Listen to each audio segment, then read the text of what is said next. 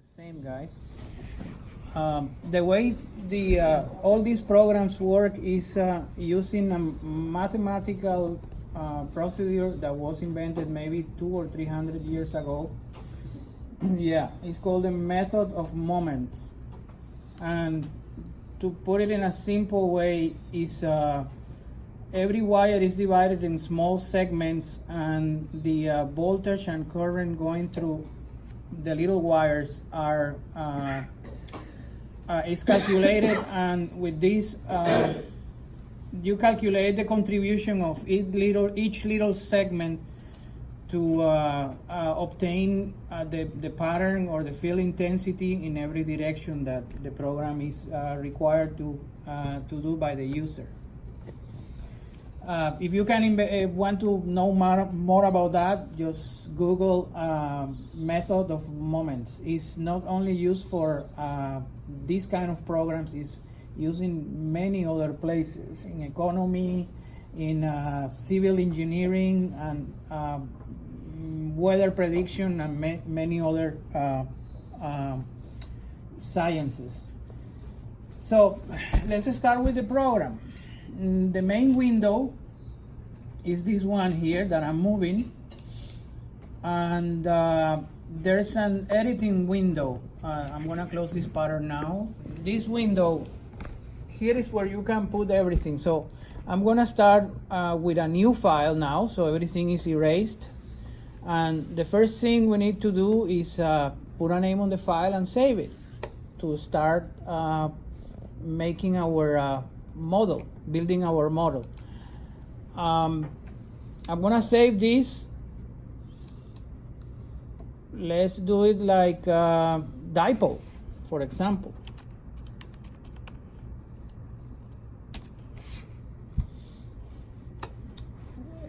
The tabs that are on the top, they have several uses. I'm gonna show you later. But now we're gonna work only with the geometry thing, and basically it works in X, Y, and Z coordinates. So for a wire, you have coordinates 1, that will be X1, Y1, and Z1. And then you have X2, Y2, and Z2. You have also the radius of the conductor, and you have also the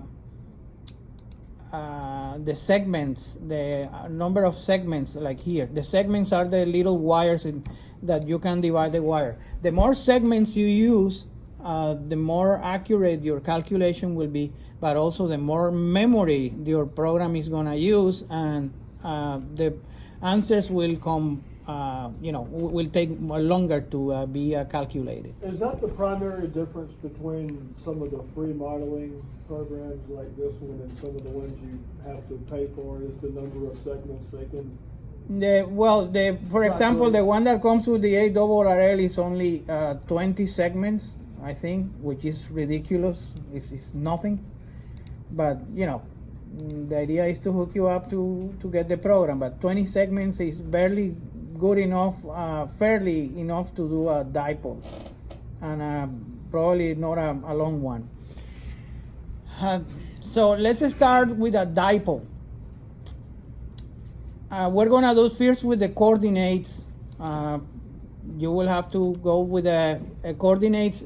Always the ground is parallel to the XY plane, and of course going up in altitude will be the Z coordinates. So to begin, I click here on type, and then you can see what you want to put there. You can put a wire, a helix, and like a spiral, like for a helix antenna, an arc, or more things. Of course, we're gonna start with the wire. Then you put a number to that wire. This is gonna be wire number 1.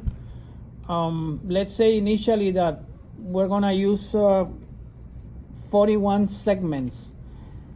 See that I'm not using 40, I'm using 41. You're gonna see later why. Then let's make a dipole for 20 meters. Dipole for 20 meters is about 34 feet long. That means 5 meters on each side. So I'm gonna put here 0. By convention, you can use any direction you want, X or Y wise. But I'm gonna use that the wire is gonna go along or parallel to the Y axis of the Cartesian coordinates. So let's try with -5 meters will be the Y coordinate. Z, we're gonna put it, let's put it about halfway. That will be 10 meters. That's gonna be the height of the antenna. And then now I am gonna put the other end of the wire coordinates. It's gonna be 0 on X. It's gonna be +5 this time. So now we got from -5 to +5 meters. And then the Z coordinate, the endpoint is gonna be the first one, 10 meters up. And the radius is going to be 0.01. That means it's going to be 1 millimeter or 0.001 meters. You can change your units to work on the imperial system as well. Okay, so there's no problem with that. Now I'm gonna save this. I have this, this is very simple, but you really don't want to lose all the information if you are doing this by coordinates. Then I have to put a source load on it, and the type of load, sorry, no, not the type of load, the source up here. It's going to be a voltage source, and the tag number is going to be, is indicating on which wire I'm going to put my source, my feed point, in other words. So I'm going to put it in wire 1. That's the only wire we have. And the segment. Remember that I stated 41 segments. So we want to put that in the center. Which segment would be that? What's the number of the segment? 21? 21, exactly. Because if I had, it's not 20 because it will be a little bit off the center. And same with the number that goes after. So 21 is the number, and here is the real part. You can put here any value of impedance. In this case, I'm gonna put 1. It's not the impedance; it's the voltage. The real part of the voltage is gonna be 1. The imaginary part is 0. So it's gonna be a feed point that is the voltage that I'm feeding is going to be purely resistive, and then the magnitude is automatically calculated, which is the vectorial sum of the real and the imaginary parts of the voltage. The phase is 0. We use the phase in case we are modeling an array like 90 degrees minus or 90 degrees plus, or any other angle, phase angle that we program into it. Okay, then we got the geometry here, and now we're gonna put the frequency here. Let's put it on 14.2 megahertz, and we're gonna call it, if we can select the ground, it can be on free space, meaning there's no ground present, or we can use real ground, and automatically it will give you a conductivity here of 5 millisiemens or 0.005 Siemens, which is a per meter, which is a unit of conductivity. And the dielectric constant is typically of an average soil is 13. So this is average, these values here.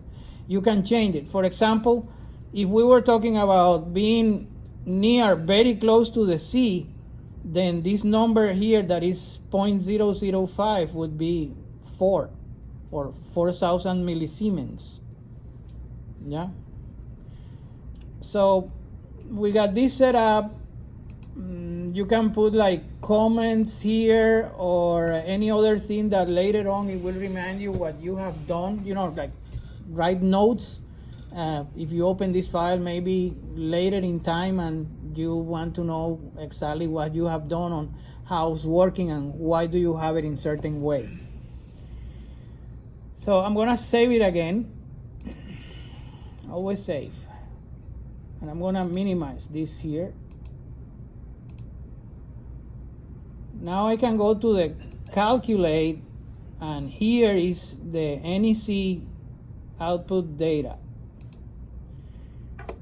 So we're gonna calculate the far field pattern.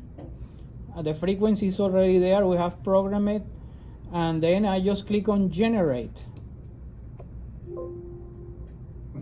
Oh, I got an error there. Segment check. Let's see what's the problem with the segment.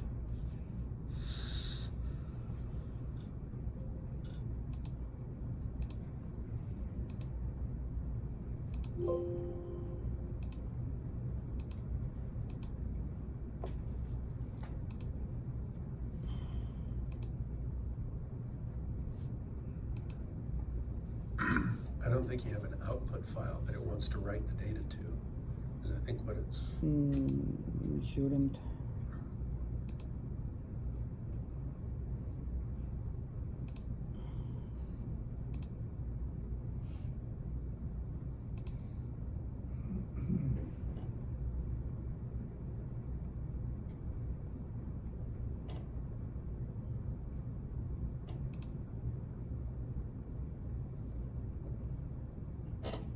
Okay, maybe here's the problem.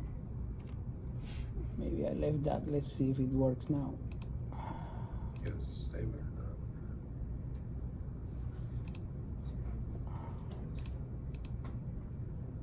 not. There you are. So this is the side view of the antenna, the elevation, the vertical plane code, our section of the radiation pattern.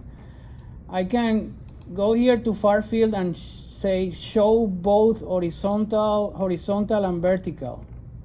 So now the red pattern, red trace is the viewing from the top. Okay. So the wire itself is on the 0 to 180. The wire will be right at the center, let's say right at the center and perpendicular to the screen. All right, that's good. Okay? On the blue. Yeah. On the red, it's what, the Yeah, horizontal axis. good acceleration. On the red, it will be on the vertical axis. So if we look for the red one, which is the elevation, the how you call the footprint view, will be the wire is here in this direction. But if you are looking to the blue trace, will be like penetrating, coming in and out from the screen. Yeah, perpendicular to the screen. So that's about the pattern, typical pattern, kind of figure 8. And then we can do something else. Let's check the SWR. So we go here again to calculate NEC output data, and we're gonna do a frequency sweep. Right here, frequency, instead of far field pattern, we're gonna select the frequency sweep. And here below we have to specify, let's say that we want to go from 14.0 megahertz to 14.35. Let's put 14.4, a little bit out of the band. And the step, let's make it 0.025. That is every 25 kilohertz is gonna calculate all the information that we're requesting. And then I click on generate.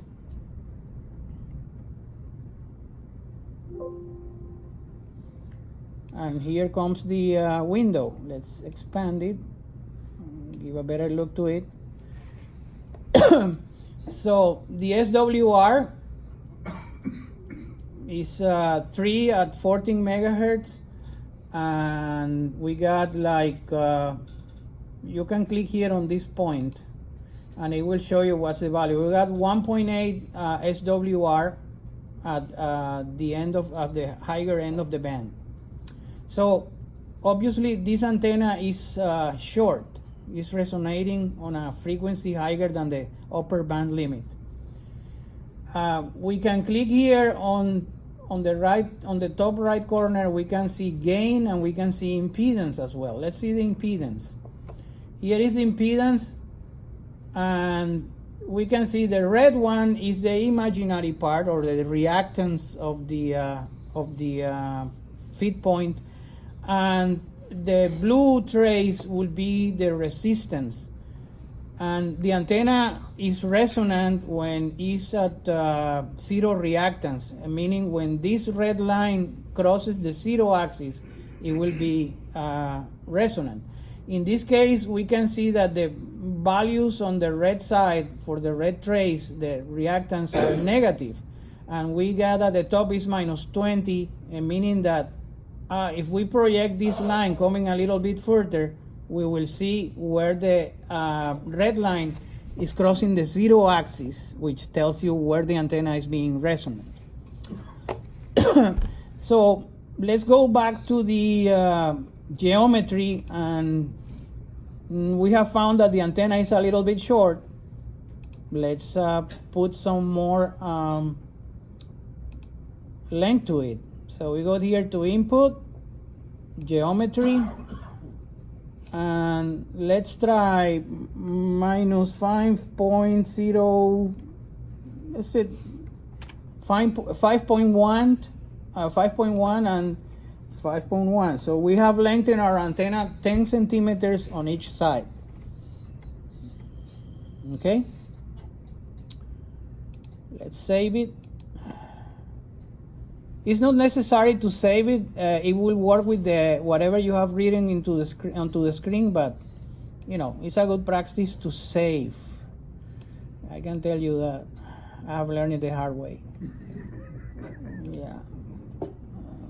So When you have to change the number of segments. the number of segments. Normally, these programs, they have a warning. They tell you, hey, your segment is too long or is too short. In the case of the short, is when the length of the segment is too close to the thickness of the wire. Yeah, then the program it has a problem to calculate that. The method of moments gets into a problem. But the program will tell you when your segment is too long or is too short, and it will explain to you what's going on. And sometimes it will tell you, hey, your segments should be maximum of 3 meters, and now you are at 3.5. It will tell you what's the maximum and the minimum as well.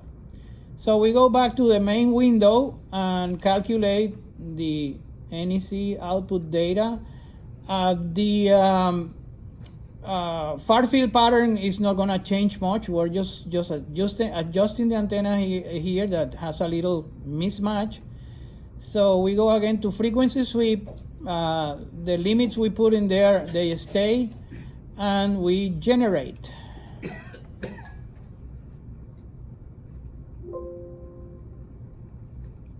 Okay. Oops.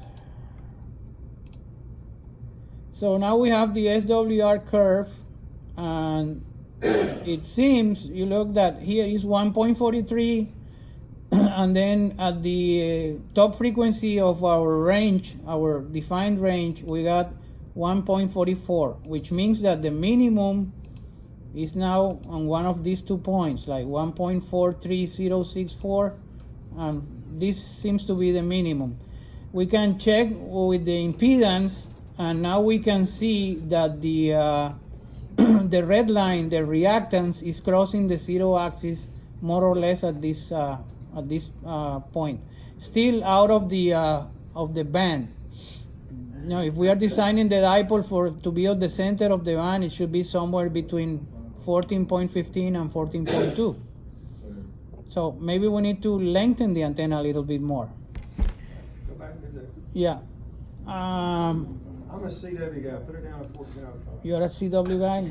Okay. Good, you're not an FT4 guy. Okay, so let's go back to geometry. And we can also change the radius, and that will have some effect, but let's play more with this. Let's say that this is 5.54. 5.4? I think that's too long, but let's try 5.4 and see what happens. So this is a very long antenna. This is almost like the length of a reflector for a 2-element Yagi. So we got 5.4, and we go back here, calculate frequency sweep, generate.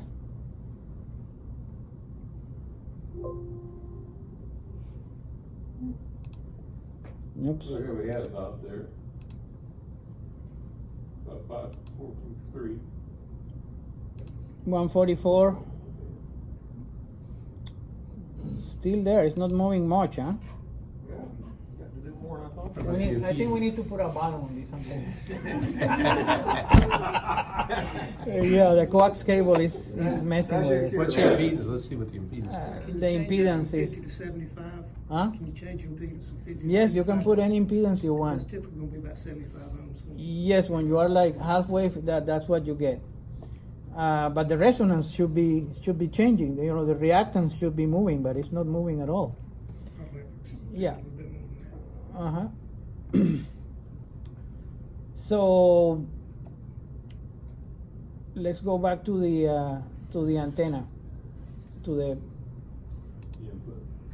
the geometry file. So we got this here. Let's try the antenna a little bit lower. As Macon says, let's try it 8 meters high. So I changed the Z coordinate of both ends of the wire. 8. And I'm sure that the resistance should be lowered now, right? The radius is just the thickness of the wire? Yeah, the radius we can change it to, let's put it on instead of 1 millimeter, like 2 millimeters. I think that would be like maybe like a number 10 or number 8.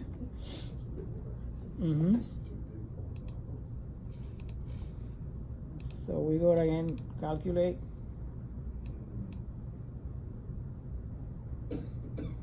My office is like that.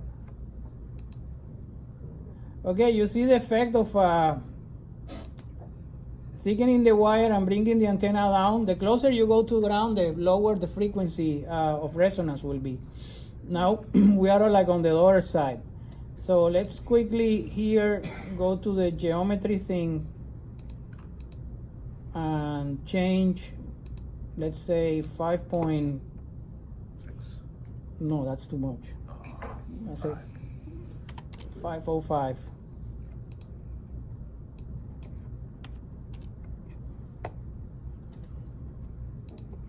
And then calculate.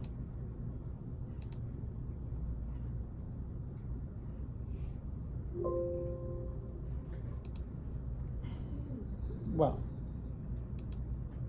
now it's on the low side. CW. Okay. Okay. That's at 8 meters, and you got a thicker wire, right? Yeah, you got a thicker What's wire your and 8 meter. impedance doing? The impedance. Now, yeah, still too short. Okay, this is the way that you can adjust your antenna. There are other ways automatically. You can like use the optimizers, but that will be out of the scope of these basic things we are dealing with here. Now let's try another thing, another way that is better and it allows you to do more things than just typing in the coordinates here. You got some fixed values here. So let's, I'm gonna change this and save it, and I'm going to open a new one. Okay, and I will save it with, let's say, Dipolo 2.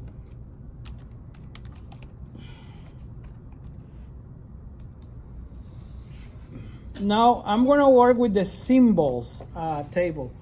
This is basically 2 columns. One, you are going to put a variable name and equal it to something. It can be a complicated formula or just as simple as a single number, a value.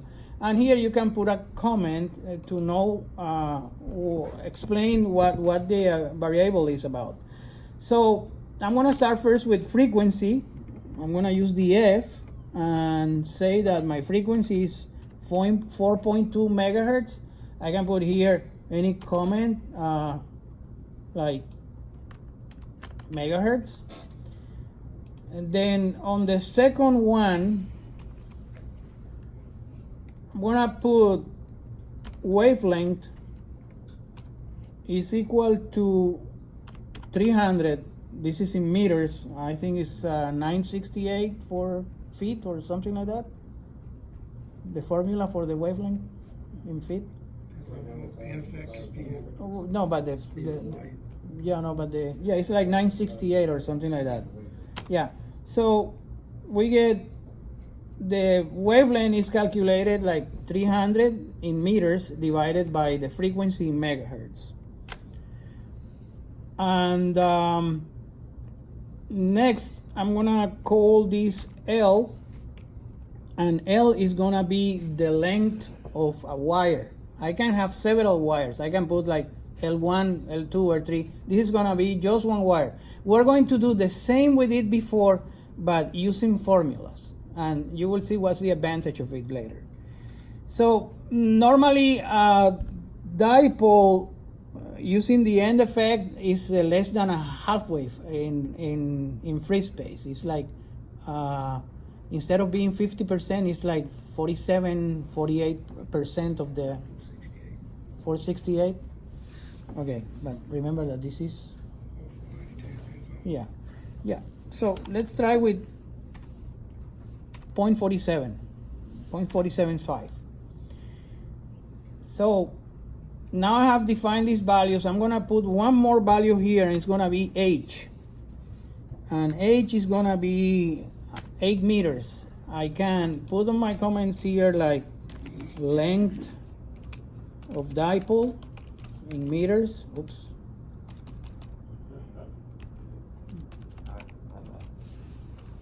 In meters. And this one will be wavelength.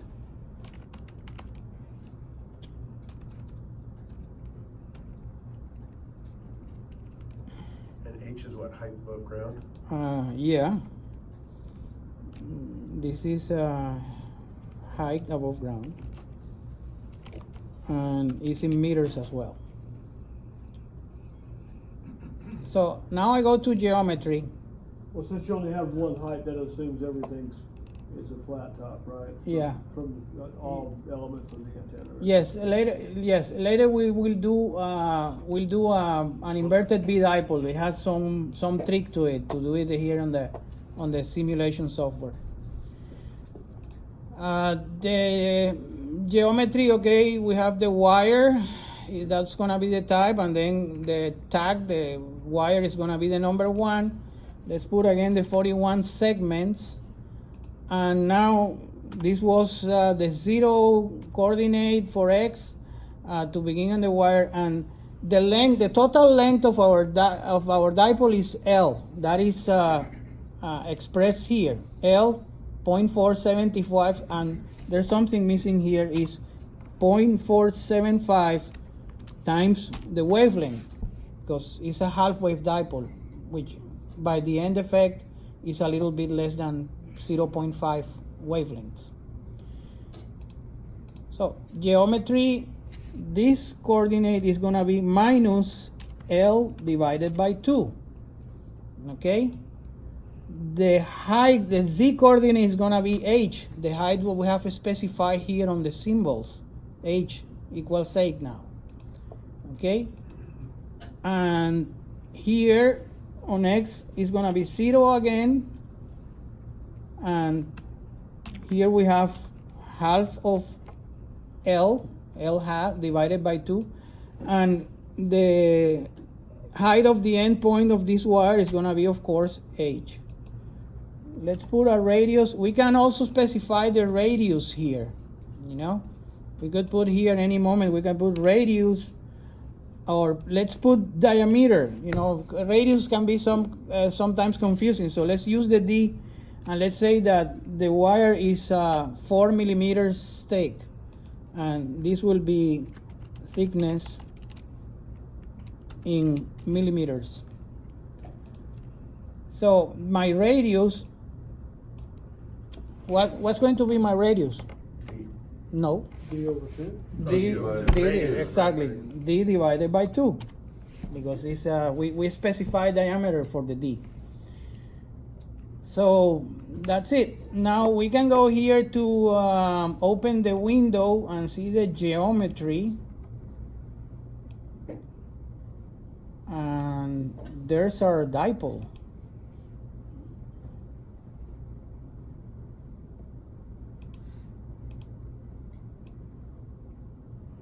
You can move this with the mouse. You can click and drag and put this coordinates axis in any direction you want, in any perspective you want. For example, I'm there like from the top. You see X and Y and Z looks like we're looking at the end of the Z axis. Well, there's an end because it's supposed to be infinity. And we can change here the zoom in or zoom out to until we get a better picture of it. So that's our antenna there. Now we need to specify the load, the source, the feed point. So we're going to have voltage source again. The wire is the number 1, and the segment we're going to use is again the 21. That will be the center. The real is the real part of the voltage is 1, and the imaginary part is 0 again. So we could also, if we want to, we can name on the symbols table. We could get these parameters like what's this value. We could put a letter here and then specify what's the value of that variable here on the symbols table. We could do that too, but let's keep it simple. So we have our source. The ground is going to be the same, average ground, and the frequency important. We use for the frequency the letter F. So here I'm going to put F as well. Okay, it's not a value anymore. We could specify a value here, but like we did before. But it's better if we can change everything from the symbols table. So F, let's put this here. F is for 14.2 megahertz. So let's calculate now. Let's go to the far field pattern first.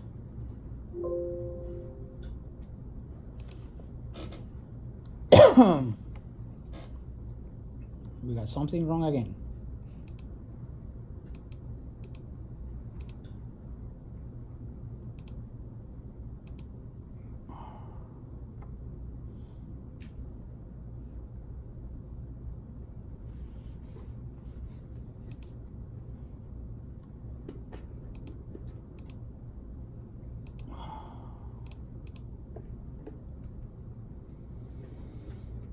Okay. The half.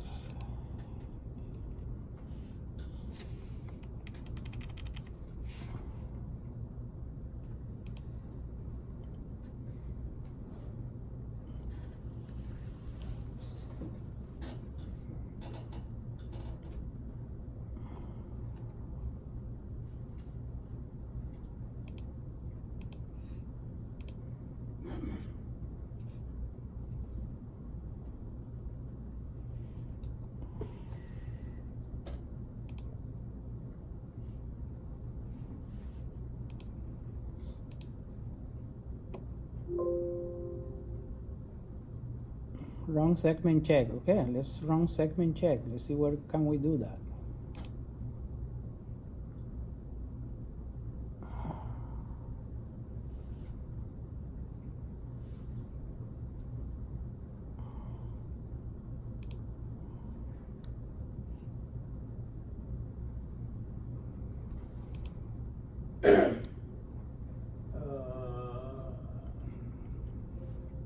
Go back to where you were inputting the sources.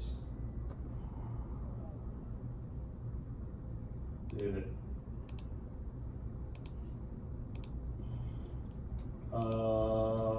Okay, I think basically 12 segments in think you were trying to, Segments 21.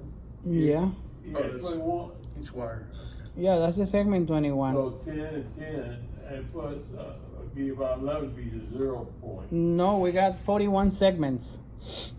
You see, the wire is made of 41 segments. Okay. Mm-hmm. But Y1 and Y2 are the lengths divided by 2. Would that make a point there with the segments? Let me check. I might be totally wrong. Some freeze that came to mind.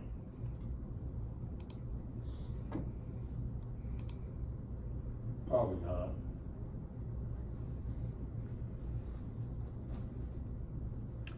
The length, is it typed right? I can't read it. Hmm? Yeah. Should the wire diameter be 0.004 meters instead of 4 meters? That's the mistake. Good catch. So, yeah, this is in meters. This program before I had this specified in millimeters for the thickness, but yeah, that's the problem. That should be the problem. In a 4 meter. So yeah, so Somewhere. yeah, we're having a 10 meter wire divided in 41 parts. Let's say 40. So each part is what, like 25 centimeters, and then we got 4 meters. Well, what I thought had happened, somebody put a pin in your coax. Oh yeah. Okay. So that was a good catch. You had a wire that would take structural steel to hold up. There you go. There you are. So again, we can see the far field thing, or show both. There it is. It's the same antenna, the same pattern. Let's go here, window, 3D viewer. This is nice. So we got here supposedly the real world, and then we can click here on structure, high structure, or it's high structure. And sometimes I don't know why this is not available now. Okay, there's the wire. Normally you can see the pattern here, but it's not allowing me. It's not available now.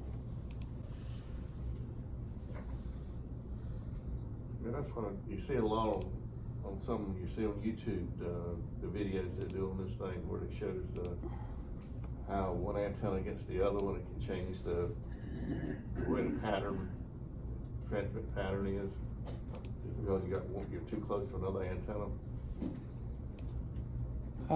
Yeah, you can see both of them. You can compare two. Yeah, like if you got 3 antennas in your yard, Uh-huh. and you're putting another one up, and you're trying to figure it out, and you do those pattern sets, it'll show you that this antenna may skew your pattern, just almost like It will do it. Does this show the current distribution across your elements? Yes.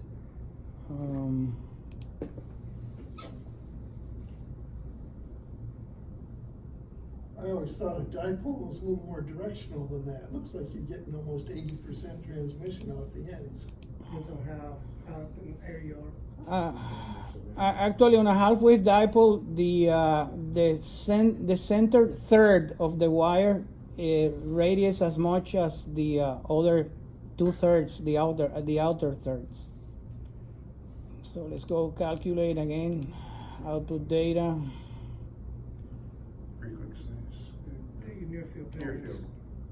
You need the near field, right? It shouldn't be.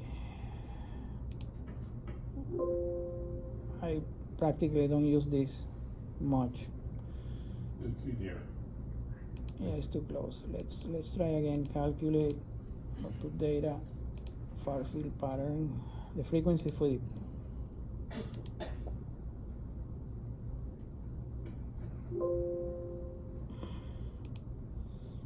Okay, then impedance. There we are again. We have the antenna too short.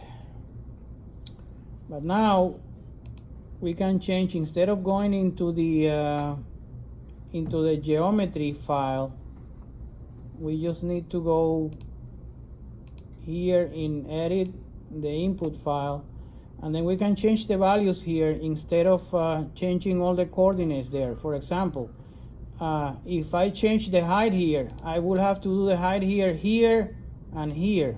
Changing these two values, they were 8 meters. Now I just need to change it on this place only. Yeah, let's say, let's put 10 meters. Okay, and the length, how much should we put there, Macon? 49? Yeah, that'd be a good place to start. Yeah, 49% of wavelength. You can use here, for example, the formula to calculate the dipole is 142.5 in meters divided by the frequency in megahertz. That could work too. Instead of putting in a number that gives you a percent of the wavelength, I can put the formula. And if I was working with the imperial units, I will use 468. Yeah, that's it. Yeah. So if you were working in with imperial units, you will put here the formula will be 468 divided by the frequency, and it will be the same. So calculate again. Let's check the sweep.